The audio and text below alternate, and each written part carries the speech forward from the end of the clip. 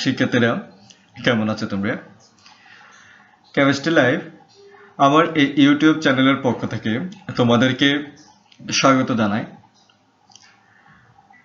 আমি মূলত উচ্চ মাধ্যমিক রসায়ন অর্থাৎ একাদশ এবং দ্বাদশ শ্রেণীর শিক্ষার্থীদের উদ্দেশ্যে কেমিস্ট্রি বিষয়ক বিভিন্ন বিষয় নিয়ে আলোচনা করি, পাশাপাশি এবং তোমাদের সমস্যাগুলো সমাধানের চেষ্টা করি। তোমরা জানো সবাই, আমাদের এই উচ্চ মাধ্যমিক রসায়নকে সমৃদ্ধ করতে হলে আমাদের বেসিকটাকে অবশ্যই ক্লিয়ার করতে হবে, পাশাপাশি আমাকে কিছু অ্যানালাইজ করতে হবে যেটার মাধ্যমে আমার জ্ঞানটা পরিপূর্ণ হবে, পাশাপাশি আমার কেমিস্ট্রিটা সমৃদ্ধ হবে। তো শিক্ষার্থীরা, আপনারা যদি নিয়মিতভাবে এই ক্লাসগুলো ফলো করেন, আশা করি অনেক বেশি উপকৃত হবেন এবং আপনার যে উদ্দেশ্য বা আপনার যে লক্ষ্য, অর্থাৎ আপনি জীবনে যেভাবে প্রতিষ্ঠিত হতে চান, সেটা কিন্তু আপনার পরিশ্রমের উপর নির্ভর করে। তো সুতরাং আপনারা যদি একটু পরিশ্রম করেন এবং নিয়মিতভাবে আপনার কেমিস্ট্রিটাকে চর্চা করেন, তাহলে অবশ্যই আপনি ভালো করতে পারবেন। তো এই আশা ব্যক্ত করি। তো আমরা আজকে ক্লাসে চলে যাব। আমরা সবাই শুরু করি।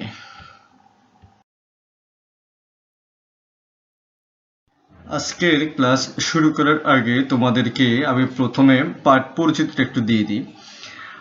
আমি মূলত একাদশ এবং দ্বাদশ শ্রেণীর রসায়ন দ্বিতীয় পত্র নিয়ে আলোচনা করব। আমাদের রসায়ন দ্বিতীয় পত্রের প্রথম অধ্যায় অর্থাৎ পরিবেশ রসায়ন, এনভায়রনমেন্টাল সায়েন্সের বিভিন্ন টপিক নিয়ে আমি এর আগেও কিছু আমার ক্লাস আমার চ্যানেলে দিয়েছি। আপনার যদি মন চায় তাহলে অবশ্যই সেগুলো দেখে নিতে পারেন। আজকে আমি যে বিষয়টা চুজ করলাম সেটা হলো ডাল্টনের আংশিক চাপ সূত্র এবং তার প্রয়োগ। এই সূত্রটা আমাদের জন্য খুবই গুরুত্বপূর্ণ, কেননা আমরা যদি বিভিন্ন সালের বোর্ড কোয়েশ্চেনগুলো অ্যানালাইজ করি, তখন দেখা যাবে এখান থেকে কোনো না কোনোভাবে কিন্তু প্রশ্ন থাকে। তো সেই সুবিধার্থে আমরা একটু যদি এই টপিকটা একটু গুরুত্ব দিই, তাহলে অবশ্যই আমরা বোর্ডের কোয়েশ্চেন অ্যান্সার করতে পারবো।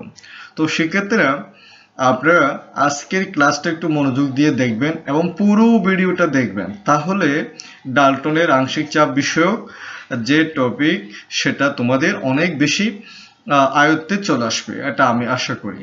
পাশাপাশি আপনার বেসিক যদি স্ট্রং করতে চান, তাহলে অবশ্যই আমার পরপর এই ক্লাসগুলো দেখার প্রয়োজন আছে বলে আমি মনে করি।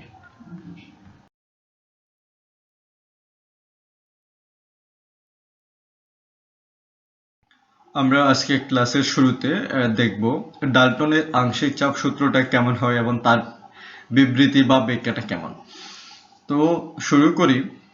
স্থির তাপমাত্রায় 1802 সালে বিজ্ঞানী জন ডাল্টন বিভিন্ন গ্যাস মিশ্রণের উপাদান সমূহের নিজস্ব চাপের সাথে গ্যাস মিশ্রণের মোট চাপের সম্পর্কসূচক একটি সমীকরণ উপস্থাপন করেন, যা ডাল্টনের আংশিক চাপ সূত্র নামে পরিচিত। এখন এই সূত্রটা দ্বারায় নির্দিষ্ট তাপমাত্রায় বিক্রিয়াবিহীন কোনো গ্যাস মিশ্রণের মোট চাপ ওই তাপমাত্রায় তার উপাদান গ্যাস সমূহের আংশিক চাপ সমূহের যোগফলের সমান। এখন আমরা ধরে নিলাম স্থির তাপমাত্রায় বি আয়তন বিশিষ্ট একটা পাত্রে পরস্পর বিক্রিয়াবিহীন কয়েকটি গ্যাসের নিজস্ব চাপ P1, P2, P3 এবং ওই তাপমাত্রায় মিশ্রণের মোট চাপ P, সুতরাং P সমান P1 plus P2 plus P3। তো এই ক্ষেত্রে শিক্ষার্থীরা আপনারা এই সূত্রটা মুখস্থ করার সময় কয়েকটা বিষয় একটু খেয়াল করবেন। যেমন আমি একটু বলি, প্রথমে বলা আছে নির্দিষ্ট তাপমাত্রায়, এটা আমাদের অবশ্যই জানা থাকতে হবে। তারপর হলো বিক্রিয়াবিহীন, কারণ একটা গ্যাস আরেকটা গ্যাসের সাথে যদি মিশ্রিত হয় তাহলে কখনো সেটা ডাল্টনের আংশিক চাপ সূত্রের মধ্যে পড়বে না। তারপর হলো তাদের আংশিক চাপ, এই শব্দটা আমরা নতুন, এটা আমরা পরে ব্যাখ্যা করতেছি। তো এখন এই আংশিক চাপ সমূহ তার নিজস্ব চাপ সমূহ যদি মোট চাপের সমান হয়, এটাই মূলত ডাল্টনের আংশিক চাপ সূত্র।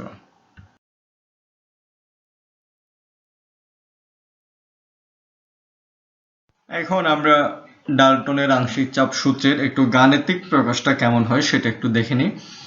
ধরলাম বি আয়তন বিশিষ্ট একটি পাত্রে পরস্পর বিক্রিয়াবিহীন কয়েকটি গ্যাসের যথাক্রমে N1 N2 N3 অর্থাৎ ভিন্ন ভিন্ন মোল আছে ও নির্দিষ্ট তাপমাত্রায় ওই গ্যাস একইভাবে প্রত্যেকে একই আয়তন দখল করে। অর্থাৎ এখানে আপনি যদি তিনটা গ্যাস নেন তাহলে প্রত্যেকটা গ্যাস কিন্তু পুরো পাত্র জুড়ে থাকবে এবং তাদের আংশিক চাপ P1 P2 P3 হয়। যদি মিশ্রণের মোট চাপ P এবং তাপমাত্রা T হয়, আমরা যেই কাজটা করব আদর্শ গ্যাস সমীকরণ এই সূত্র অনুযায়ী যদি আমরা জানি PV = nRT, তো আমরা যদি প্রথম গ্যাসের জন্য লিখি P1B = N1RT, এখান থেকে আমরা P1 টা বের করি, P1 = N1 × RT/B। অনুরূপভাবে আপনি দ্বিতীয় এবং তৃতীয় গ্যাসের জন্য আংশিক চাপটা বের করে নিতে পারেন, যে এখানে P2B = N2RT, এখান থেকে P2 বের করলাম, P2 = N2 × RT/B। আবার P3B3 = N3RT, এখান থেকে P3 নির্ণয় করলাম, তাহলে P3 = N3 × RT/B। তো এভাবে আপনি তিনটা গ্যাসের জন্য আলাদা আলাদা করে তার আংশিক চাপসমূহ অর্থাৎ প্রত্যেকটা গ্যাসের নিজস্ব চাপসমূহ বের করে নেবেন এবং তিনটাকে আপনি প্রথমে নাম্বার দিয়ে রাখবেন।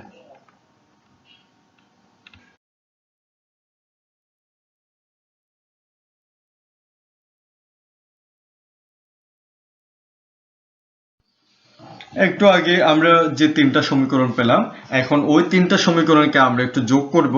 যদি তিনটা সমীকরণকে আমরা যোগ করি তাহলে আমরা এই ধরনের একটা সমীকরণ পাবো, P1 + P2 + P3 ... সমান N1 + N2 + N3 × RT/B। তো RT/B এটা সকল সমীকরণের জন্য কমন, এই জন্য এটাকে আমরা একটু আলাদা করে লিখলাম। এখন এখানে যে গ্যাসগুলোর মোল সংখ্যা পেলাম অর্থাৎ N1 N2 এবং N3, এই তিনটাকে যোগ করলে হবে মোট মোল সংখ্যা অর্থাৎ N। এখন এই N এর মানটাকে আমরা যদি 4 নম্বর সমীকরণে বসাই তা আমরা একটা নতুন সমীকরণ পাবো, P1 + P2 + P3 = nRT/B। তো সেক্ষেত্রে গ্যাস মিশ্রণের মোট চাপ যেহেতু আমরা P বললাম, তো এই ক্ষেত্রে যদি আদর্শ গ্যাস সমীকরণ আমরা মেনটেন করি তাহলে আমরা লিখতে পারবো PV = nRT। এখান থেকে আমরা P টা বের করলাম, P = N × RT/B। এখন 5 নম্বর এবং 6 নম্বর এই দুই সমীকরণকে যদি কম্পেয়ার করি আমরা লিখতে পারবো P1 + P2 + P3 = P। তো তার মানেটা আমরা কি বুঝলাম, সেটা হলো একই পাত্রে আপনার যদি একাধিক গ্যাস মিশ্রিত থাকে তাহলে প্রত্যেকটা গ্যাসের যে চাপ হয় তাদের যোগফলটা মোট চাপের সমান হয়। এটাই মূলত ডাল্টনের আংশিক চাপ সূত্রের গাণিতিক প্রকাশ।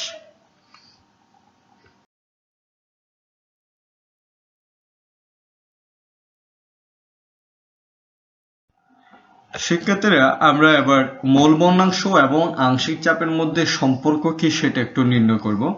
তো এটা নির্ণয় করার আগে আমাকে প্রথমে যে দুইটা বিষয় জানতে হবে, একটা হলো আংশিক চাপ কি আর একটা হলো মোল ভগ্নাংশ কি। তো আংশিক চাপের সংজ্ঞা যদি বলি সেটা হয় কোনো নির্দিষ্ট তাপমাত্রায় গ্যাস মিশ্রণের কোনো একটি উপাদান পৃথকভাবে মিশ্রণের সমস্ত আয়তন একাকী দখল করে যে চাপ প্রয়োগ করে সেটা আংশিক চাপ বলে। আমি আরেকটু সহজ করে যদি বলি, একাধিক গ্যাস মিশ্রণের মধ্যে প্রত্যেকটা গ্যাস যে নিজস্ব যে চাপ সেটাই মূলত আংশিক চাপ। এরপর আসলো মোল ভগ্নাংশ।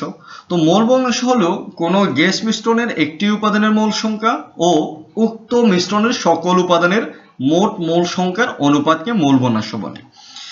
তো অর্থাৎ আমরা যে কোনো একটা গ্যাসের মোল সংখ্যাকে মোট মোল সংখ্যা দিয়ে যদি ভাগ করি যে মানটা পাবো সেটাই হবে মোল ভগ্নাংশ। তো আমরা ধরলাম স্থির তাপমাত্রায় বি আয়তন বিশিষ্ট পাত্রে পরস্পর বিক্রিয়াবিহীন কয়েকটা গ্যাস যাদের আংশিক চাপ P1 P2 P3, মোল সংখ্যা N1 N2 N3। মিশ্রণের মোট চাপ P এবং তাপমাত্রা যদি T হয় আমরা আদর্শ গ্যাস সমীকরণ অনুযায়ী লিখতে পারবো P1B = N1 RT। তো এখান থেকে P1 বের করলাম, P1 = N1 RT/B। এটা 1 নম্বর ইকুয়েশন। তো এইভাবে দ্বিতীয় এবং তৃতীয় গ্যাসের জন্য আমরা P2 ও P3 নির্ণয় করব। এখন এই তিনটা সমীকরণ দিয়ে দিলাম আমরা।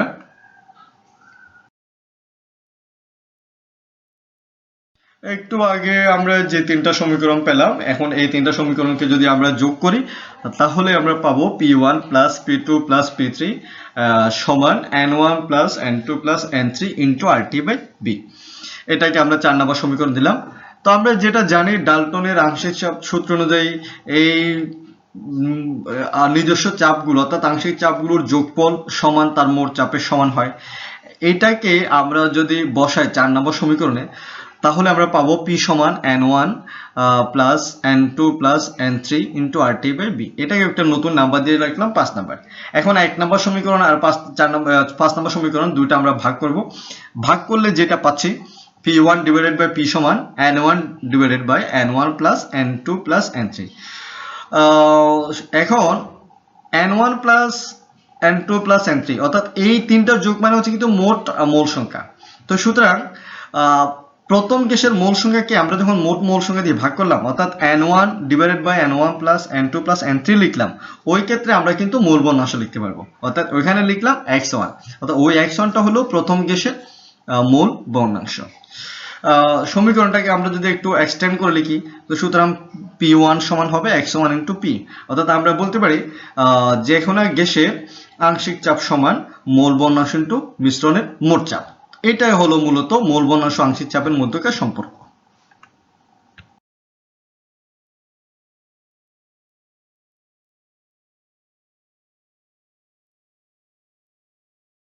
এই অধ্যায়ের আমরা এখন একটা খুব গুরুত্বপূর্ণ বিষয় নিয়ে আলোচনা করব, সেটা হলো ডাল্টনের আংশিক চাপ সূত্রের প্রয়োগ, অর্থাৎ গ্যাস মিশ্রণের মোট চাপ কিভাবে নির্ণয় করে।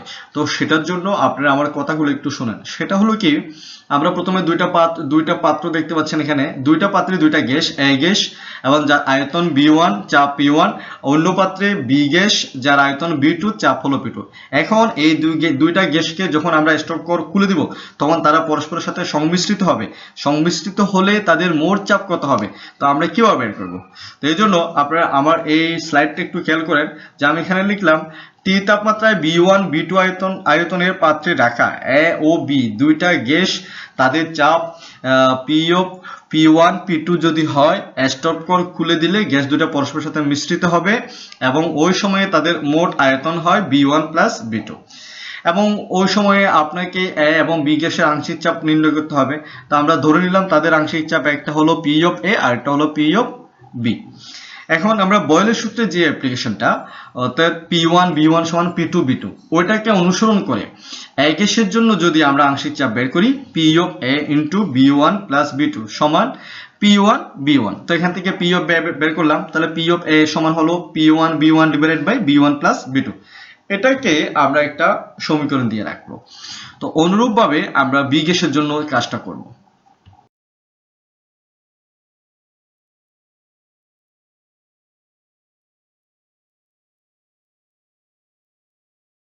আমরা বি গ্যাসের জন্য যদি বয়েলের সূত্রটা অ্যাপ্লাই করি তখন হয় P of B into B1 plus B2 সমান P2 B2। এখান থেকে আংশিক চাপটা বের করলাম, P অফ B সমান P2 B2 by B1 plus B2। এখন ডাল্টনের আংশিক চাপ সূত্র যেটা গ্যাস মিশ্রণের মোট চাপ P সমান P of A plus P of B। এখন আমরা একটু আগে যে মানগুলো পেলাম অর্থাৎ 1 নাম্বার 2 নম্বর সমীকরণ, ওই মানগুলো একটু বসিয়ে দেব। বসানোর পরে আমরা যখন হিসাব করব তখন মূল সমীকরণটা আমার দাঁড়াবে P সমান P1 B1 plus P2 B2 by B1 plus B2। এখন আমরা জানি এই যে দুই পাত্রের আয়তন যদি যোগ করি তাহলে মোট আয়তন হয়। তো এখন যদি মিশ্রণের মোট আয়তন বি হয়, আমরা ওই লাইনটা অর্থাৎ উপরের সমীকরণটা লিখতে পারবো P সমান P1 B1 plus P2 B2 by B। এখন এই গেল শুধুমাত্র দুইটি গ্যাস মিশ্রিত হলে তাদের চাপ বের করার সমীকরণ। এখন যদি একাধিক পাত্র হয় অথবা একাধিক গ্যাস হয় তখন তাদের জন্য সমীকরণটা দাঁড়াবে P সমান P1 B1 plus P2 B2 plus P3 B3 divided by B। এখন আপনি এটাকে যদি এইভাবে লিখতে পারেন PB সমান P1 B1 plus P2 B2 plus P3 B3। তো এই সূত্রটা অর্থাৎ এই অ্যাপ্লিকেশনটা কিন্তু আমরা বিভিন্ন জায়গাতে ব্যবহার করব। তো সুতরাং সেক্ষেত্রে আমরা এটা অবশ্যই একটু মনে রাখবো।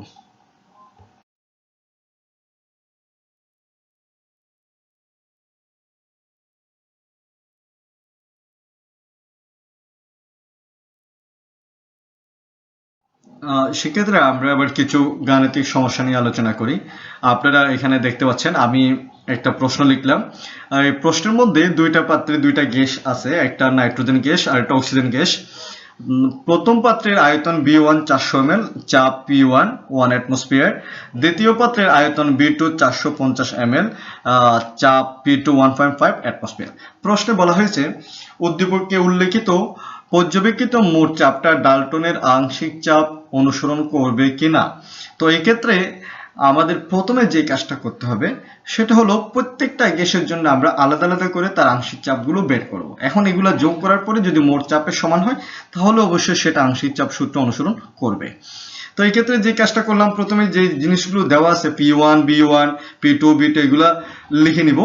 এরপরে বয়েলের সূত্র অনুযায়ী আমরা নাইট্রোজেনের জন্য আংশিক চাপটা যদি বের করি, P of N2 into B1 plus B2 সমান P1 B1 হয়। তো এখান থেকে P of N2 সমান লিখতে পারি P1 B1 divided by B1 plus B2।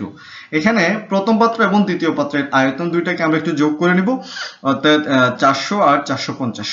তো এই হিসেব করলে দেখা যায় নাইট্রোজেনের আংশিক চাপের মান হয় 0.47 অ্যাটমসফিয়ার।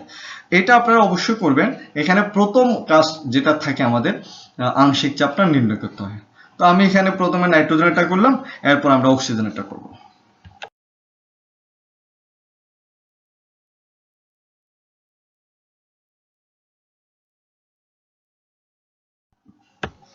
নাইট্রোজেন গ্যাসের আংশিক চাপ নির্ণয়ের পর আমরা একটু আবার অক্সিজেনেরটা বের করি। তো বয়েলের সূত্র অনুযায়ী অক্সিজেনের জন্য সেম কাজটা, P of O2 into B1 plus B2 সমান P2 B2। তো আমরা যদি অক্সিজেনের আংশিক চাপটা বের করি, P of O2 সমানের তার মানটা হয় 0.794 অ্যাটমসফিয়ার।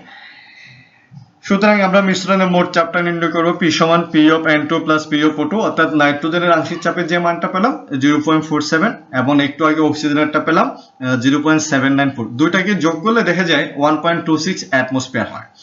এটা গেল আমাদের অঙ্কের বা গাণিতিক সমস্যার প্রথম অংশ। তো দ্বিতীয় অংশের কাজ যদি আমরা করি, ডাল্টনের আংশিক চাপ অনুযায়ী চাপটা কত আছে। তো এই জন্য আমরা লিখলাম P সমান P1 B1 plus P2 B2 by B।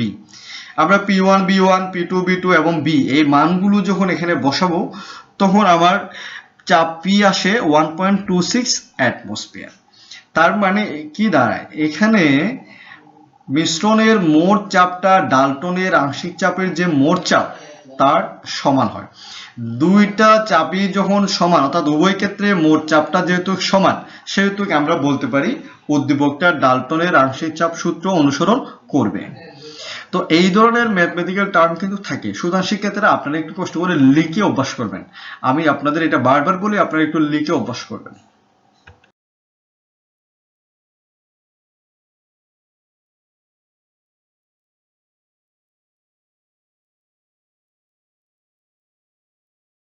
আমি আরো একটা গাণিতিক সমস্যা নিয়ে আলোচনা করব। এখানে দেখতে পাচ্ছেন একটাতে লেখা আছে এ গ্যাস 30 ডিগ্রি সেলসিয়াস তাপমাত্রা 320 মিলিমিটার পারদচাপ 750 ml আয়তন।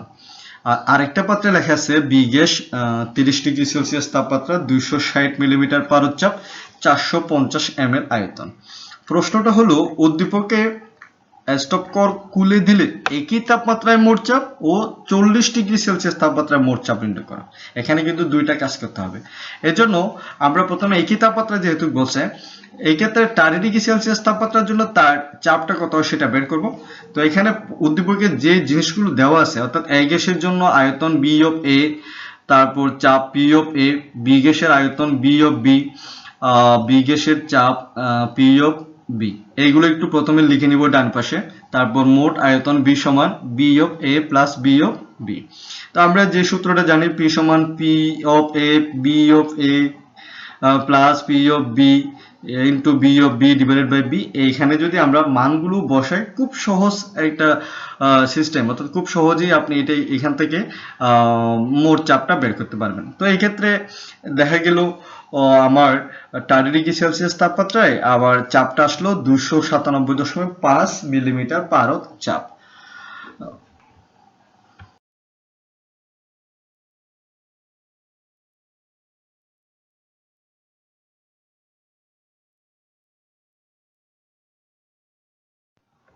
প্রশ্নের দ্বিতীয় অংশটা যদি আমরা সলভ করি, অর্থাৎ 40°C তাপমাত্রায় মোট চাপ কত হয়, তো এই ক্ষেত্রে আমাদের যে কাজটা অতিরিক্ত করতে হয় সেটা হলো গ্যালোসকের সূত্রের প্রয়োগ। কেননা আমরা গ্যালোসকের সূত্র যেটা জানি, P1/T1 সমান P2/T2, অর্থাৎ দুইটা চাপ এবং দুইটা তাপমাত্রা দিয়ে আমাদের কাজ করা লাগলে আমরা কিন্তু এটা ব্যবহার করি।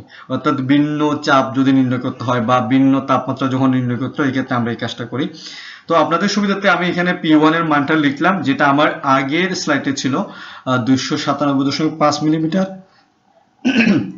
তাপমাত্রা T1 = 30°C তাপমাত্রা বা 303 কেলভিন, আর T2 সমান 40°C তাপমাত্রা 313 কেলভিন।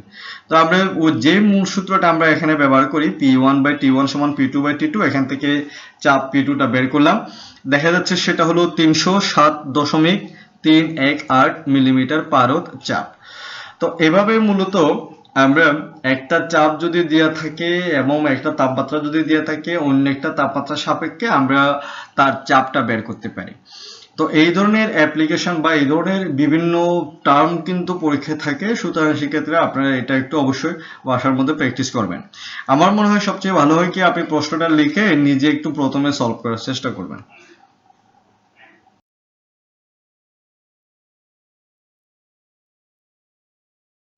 আমরা একটু আগে যে দুইটা গাণিতিক সমস্যা আলোচনা করলাম, তার সাথে মিল রেখে আমি তোমাদের জন্য এখানে দুইটা হোমওয়ার্ক দিলাম।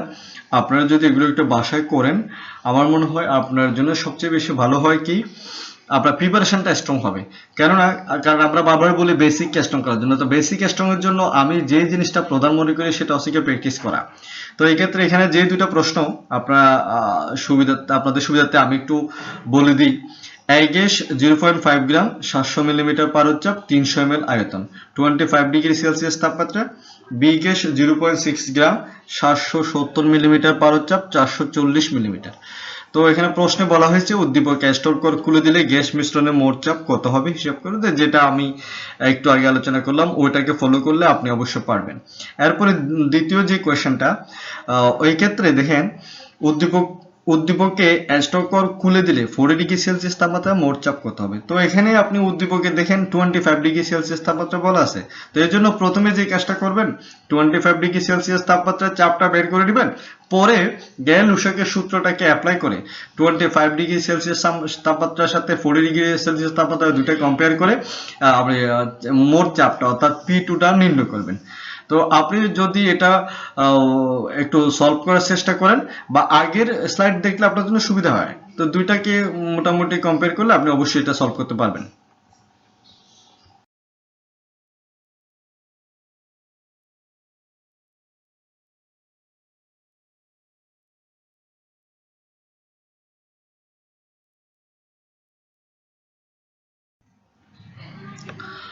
সেক্ষেত্রে আমরা শেষের দিকে চলে আসলাম। আজকের যে একটু আলোচনা, প্রথমে হয়তো একটু কঠিন মনে হবে, আপনি যদি এটা ভিডিওটা বারবার দেখেন তাহলে অনেকটা সহজ হয়ে যাবে। আর ভিডিও দেখার সাথে সাথে আপনি একটু খাতায় লিখে প্র্যাকটিস করলেন, তাহলে আপনার প্রিপারেশনটা ভালো হবে। আর যাই হোক, আমরা আজকে শেষ করব। তো সেক্ষেত্রে আমাদের আজকের পরিবেশ রসায়নের যে আলোচনাটা ছিল, আপনাদের জ্ঞাতার্থে আমি বারবার বলি, এটা কিন্তু খুব গুরুত্বপূর্ণ একটা টপিক। আপনি এই বিষয়ের উপর অনেক বেশি গুরুত্ব দিবেন, তাহলে দেখবে আপনার জন্য অনেক বেশি সহায়ক হবে বোর্ড কোয়েশ্চেন সলভ করার ক্ষেত্রে।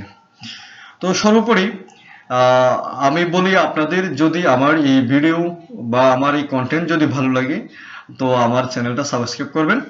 তো যারা সাবস্ক্রাইব করেছেন তাদেরকে থ্যাংক ইউ, এবং আমার সাথে থাকার জন্য আবারও থ্যাংক ইউ বললাম। আমরা আরো নতুন নতুন কন্টেন্ট বা নতুন নতুন ভিডিও যাতে নিয়ে আসতে পারি, সবাই এই দোয়াটা করবেন। সবাই ভালো থাকেন। Thank you for watching.